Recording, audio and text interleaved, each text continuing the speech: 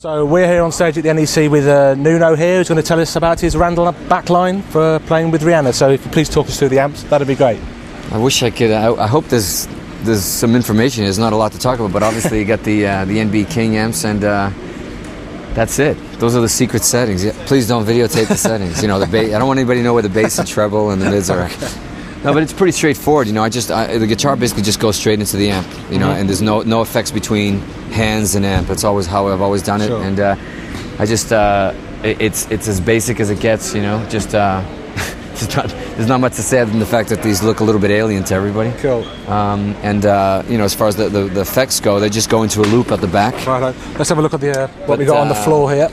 But the effects are just, you know, the GT8 that I use is predominantly for just some choruses and delays and for different songs and different settings. Sure. You know, with Rihanna stuff, there's a lot of different types of, you know, R&B and funk and punk and hip hop and, you know, heavy stuff. So I had to do just a bit of an adaptation for it. Mm-hmm. But yeah, it's pretty straight up. Octave pedal I use on one track, maybe that's about it.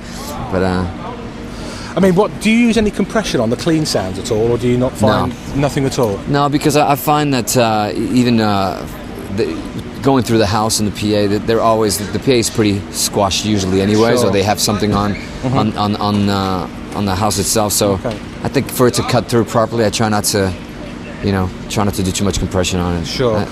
And I haven't seen the show as yet. It's a pretty rocky show. It seems like you get a chance to really blaze occasionally. Yeah, it's pretty cool because you know, at first I was thinking, Jesus, why would I do this? You know, because sure. I know Rihanna stuff and there isn't a lot of guitar there, and then that's why I thought, wow, that would be really interesting to be able to add.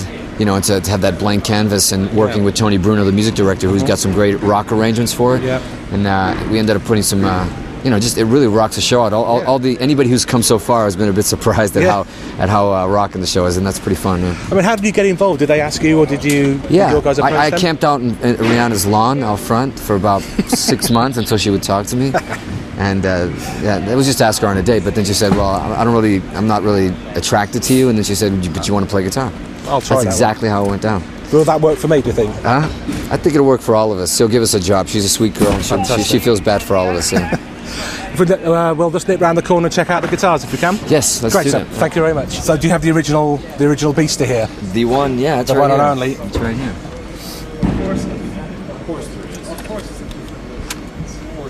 That'd be it right there. So that's the right one. Oh, you got a D tuner on there. How long have you had the D tuner on there? Actually, probably about 3 or 4 years. All right. Carved into it, you know.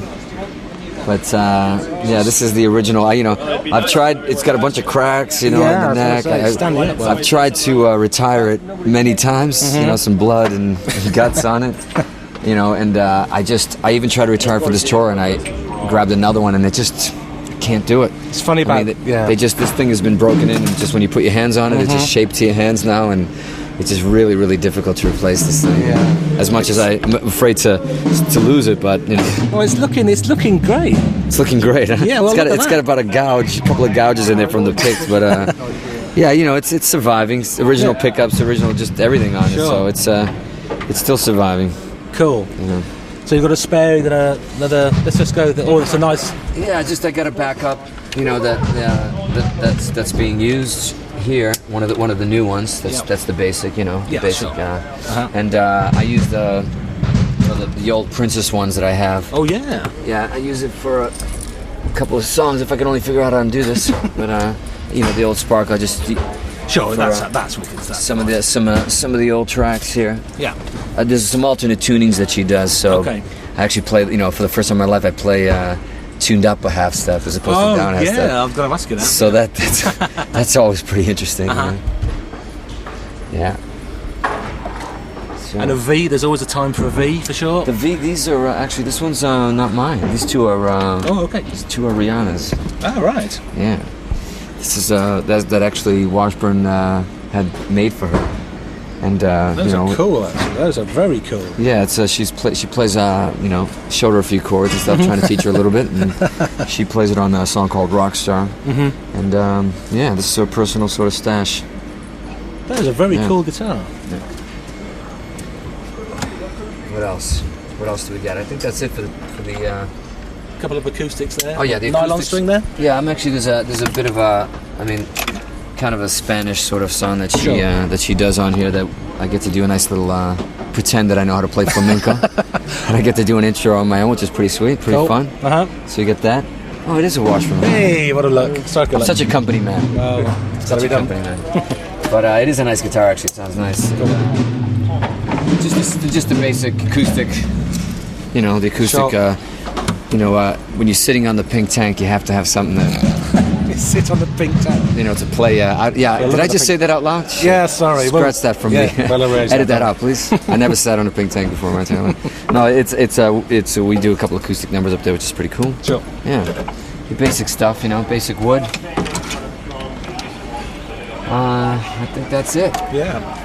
As far as it's very boring. I'm a very boring. There's no racks. There's no tons of effects. There's no Bradshaw systems. There's no. I thought you had an ADA one hidden away somewhere. You know what? I haven't pulled that thing out in a long time. You still have it? I still have those. Yeah, they're in storage. Cool. I kept collecting dust, but one day I got to pull that out and see what it. It's got to be. It sounds got to be worth it. We tried the NB King a couple of months ago. So hoping it would give that sound off pornography through. And no, it's a better sound through the proper amp. It must be. Well, yeah. Well, I mean, it's. I mean, I used to obviously the proper amp. I mean, the ADAs had proper true. tubes and everything. Yeah, so it was a proper amp. It was just a very oddly displayed strange thing pair of pieces. But, yeah. No, I'm actually really happy with the amp. I wouldn't be playing it if I wasn't actually happy with it. For sure.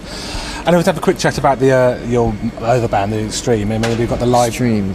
Oh yeah. Those they were quite, they're quite big at the moment. Blokes. Apparently. Not those blokes.